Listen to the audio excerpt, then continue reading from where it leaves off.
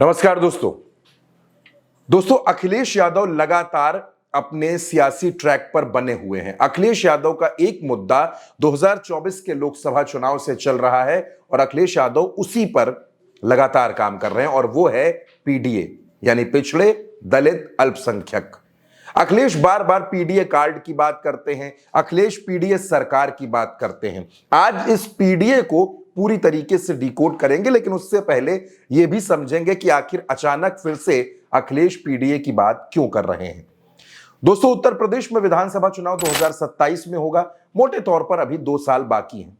लोकसभा चुनाव में उत्तर प्रदेश में समाजवादी पार्टी सबसे बड़ी पार्टी बनी है और अगर मैं बात पूरे देश की करूं तो पूरे देश में तीसरी सबसे बड़ी पार्टी है सांसदों की संख्या के हिसाब से। उत्तर प्रदेश में समाजवादी पार्टी के 37 सांसद हैं और जब अखिलेश यादव ने उत्तर प्रदेश में टिकट बांटे तो उसमें पीडीए फैक्टर को पूरी तरीके से ध्यान में रखा गया।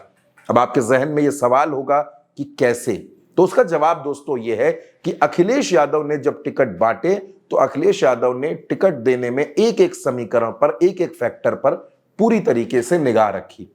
मैं इसकी शुरुआत अयोध्या से करता हूं। अयोध्या में समाजवादी पार्टी चुनाव जीती। अयोध्या एक सामान्य सीट है, लेकिन फिर भी अखिलेश यादव ने यहां दलित समाज से आने वाले, पासी समाज से आने वाले विधायक अवधेश प्रसाद को अपना टिकट दिया। अवधेश प्रसाद चुनाव जीत गए और बीजेपी के लल्लू सिंह चुनाव हार गए। अयोध्या से जब आप थोड़ा सा आगे बढ़ते हैं तो सुल्तानपुर की सीट, सुल्तानपुर में भी अखिलेश यादव ने एक नया प्रयोग किया और नया प्रयोग यह था कि अखिलेश यादव ने यहां ओबीसी वर्ग से आने वाले रामभुआल निषाद को टिकट दिया। रामभुआल निषाद भी चुनाव जीत गए। मछली शहर में प्रिया सरोज को उतारा, वो भी चुनाव जीती।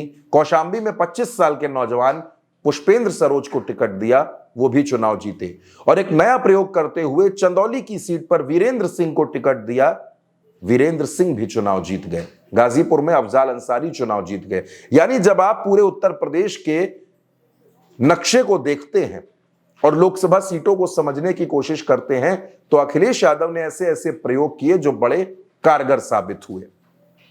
कांग्रेस को उन्होंने चुनाव लड़ने के लिए सीटें दी और कांग्रेस ने भी अब तक का सबसे बेहतर प्रदर्शन, पिछले अगर मैं बात करूं 2014 से लेकर ये तीसरा चुनाव था, 2014, 2019 और 2024, इस चुनाव में कांग्रेस की 6 सीटें निकल गईं। भारतीय जनता पार्टी जो उत्तर प्रदेश में 60 सीटें, 65 सीटें, 70 सीटें जीतने के दावे मंच से कर रही थी, वो भारतीय जनता पार्टी 33 सीटों पर सिमट गई। और कहा यह गया, जब एनालिसिस किया गया सीटों का, चुनाव का, रिजल्ट का, तो समझ में यह आया कि पीडीए फैक्टर काम कर गया है। और अखिलेश यादव फिर से कह रहे हैं कि 2027 में टिकट देने का आधार सिर्फ और सिर्फ पीडीए फैक्टर होगा। पीडीए फैक्टर के पैमाने पर, पीडीए फैक्टर के परीक्षण में जो सही साबित होगा, जो भारी साबित होगा, जिसकी विनेबिलिटी होगी, टिकट उसी को मिलेगा। पत्रकारों ने अखिलेश यादव से पूछा कि 2027 में क्या होगा, तो अखिलेश यादव ने जो जवाब दिया, आप सबसे पहले वो जवाब सुनिए। 27 में पीडीए चलेगा और पीडीए के लोग देख रहे हैं कि उनका वोट कैसे छीना जा रहा है, वो कैसे अपमानित हो रहे हैं। उन्हें एसओ की पोस्टिंग नहीं मिलेगी, सीओ नहीं बनाया जाएगा क्योंकि वो वोट में कहीं ना कहीं आपको दे देंगे। कौन सिपाही पोस्ट होगा? क्या पीडीए परिवार के लोग नहीं देख रहे हैं कि भाई जब पोस्टिंग होगी तो उनके नाम देखे जाएंगे, उनका नाम काट दिया जाएगा। तो ये जो पीडीए के लोगों का अपमान हुआ है, और यही तो हम कहते थे कि बाबा साहब भीमराव अम्बेडकर जी ने जो अधिकार दिया है उन अधिकारों को छीन रहे हैं। बात ये वोट ही नहीं डालने दोगे आप, या दूसरे आपके लोग वोट डाल लेंगे, ये कहाँ की वो है। इसीलिए मैंने कहा कि इलेक्शन कमीशन मर गया है। इलेक्शन कमीशन को जांच करनी चाहिए कि जो मरे हुए लोग थे उनके वोट कैसे पड़ गए, और अगर वोट पड़े हैं तो प्रिसाइडिंग ऑफिसर और जो संबंधित अधिकारी उनके खिलाफ कार्रवाई क्या कर रहा है इलेक्शन कमीशन। जो है ही नहीं वोट, उनके भी डाल दिए। गाड़ी आई और गाड़ियों के नंबर हम कहो तो आपको दे दें। दोस्तों, अखिलेश यादव ने कहा कि 2027 में पीडीए चलेगा, यानी पिछड़े दलित और अल्पसंख्यक का जो कार्ड अखिलेश यादव ने लोकसभा चुनाव से चलना शुरू किया है वही चलेगा और 2027 में हम अपनी ताकत दिखाएंगे, सरकार बनाएंगे। अखिलेश यादव ने कहा कि ऐसा नहीं है कि सिर्फ आप और हम घटनाओं को देख रहे हैं, पीडीए समाज के लोग भी देख रहे हैं कि उनका वोट कैसे छीना जा रहा है, उनके वोटों पर कैसे डकैती पड़ रही है, कैसे उनको अधिकारों से वंचित किया जा रहा है, कैसे बड़ी बड़ी नौकरियों से पीडीए परिवार के लोग अछूते रह गए हैं, उनको वो नौकरियां नहीं मिल पा रही हैं। ये तमाम मुद्दे अखिलेश यादव लगातार उठा रहे हैं। दूसरी तरफ इंडिया ब्लॉक के बड़े नेता हैं राहुल गांधी। राहुल गांधी लगातार इस बात को कहते हैं कि इस देश में पिछड़ों और दलितों के साथ अन्याय किया जा रहा है। यानी इस रणनीति में अखिलेश यादव और राहुल गांधी बिल्कुल सेम ट्रैक पर नजर आते हैं। अब अखिलेश यादव के लिए यह पीडीए कितना कारगर साबित होगा?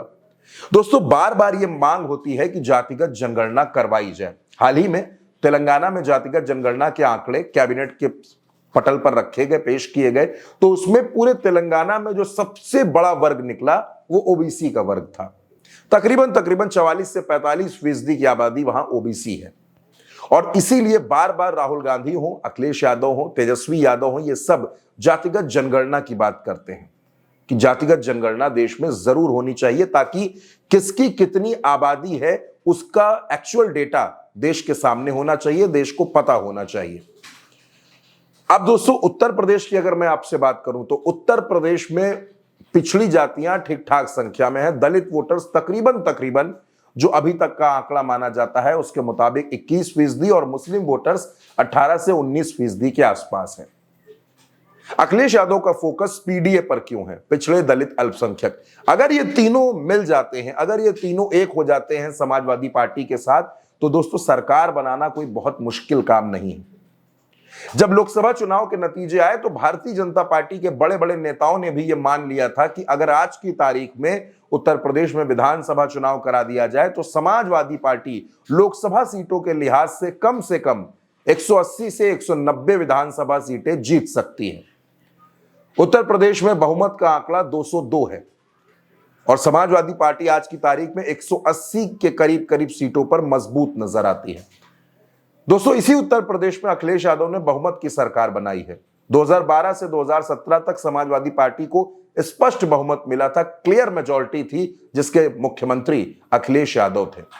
2017 में नतीजे बदल गए, भारतीय जनता पार्टी की सरकार आई। 2022 में कांटे की टक्कर हुई, लेकिन भारतीय जनता पार्टी एक बार फिर सत्ता पर काबिज होने में कामयाब हो गई। लेकिन कहा यह जा रहा है कि 2027 का चुनाव भारतीय जनता पार्टी के लिए बहुत ज्यादा चैलेंजिंग होने वाला है और समाजवादी पार्टी अभी से विधानसभा चुनाव की तैयारी में जुट गई है। अखिलेश यादव बार बार पीडीए का जिक्र कर रहे हैं और पीडीए समाज को यह मैसेज देने की कोशिश कर रहे हैं कि अखिलेश यादव सिर्फ और सिर्फ पीडीए के बारे में सोचते हैं और पीडीए का कैसे भला हो, इसको लेकर वो अपने विजन पर काम कर रहे हैं।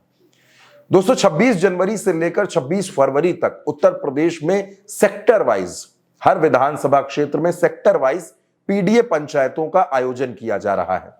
समाजवादी पार्टी के बड़े बड़े नेता, समाजवादी पार्टी के विधानसभा प्रभारी, समाजवादी पार्टी के सांसद सब इस पीडीए के अभियान में शिरकत कर रहे हैं। मोटे तौर पर दोस्तों, जब आप सेक्टर को समझने की कोशिश करते हैं तो एक विधानसभा सीट में कम से कम 35 से 40 सेक्टर हो सकते हैं, यानी कम से कम हर विधानसभा क्षेत्र में 50 से ज्यादा पीडीए मीटिंग करने की तैयारी में समाजवादी पार्टी है। हर रोज पीडीए मीटिंग्स चल रही हैं। इसका भी टारगेट पीडीए समाज को एकजुट करके 2027 के चुनाव में समाजवादी पार्टी के साथ जोड़ने का है, जो मिशन अखिलेश यादव का है। तो अब अखिलेश यादव का ये जो पीडीए मिशन है, ये जो पीडीए कार्ड है, ये एक बार तो हिट हो गया, 2027 में ये कितना कामयाब होगा, ये अहम सवाल है दोस्तों। फिलहाल इस खबर में इतना ही। भारत एक सोच के कमेंट बॉक्स में आप हमें जरूर बताइएगा कि आप इस खबर के बारे में क्या सोचते हैं और पीडीए कार्ड अखिलेश यादव के लिए कितना मददगार साबित होगा। फिलहाल के लिए इतना ही। नमस्कार।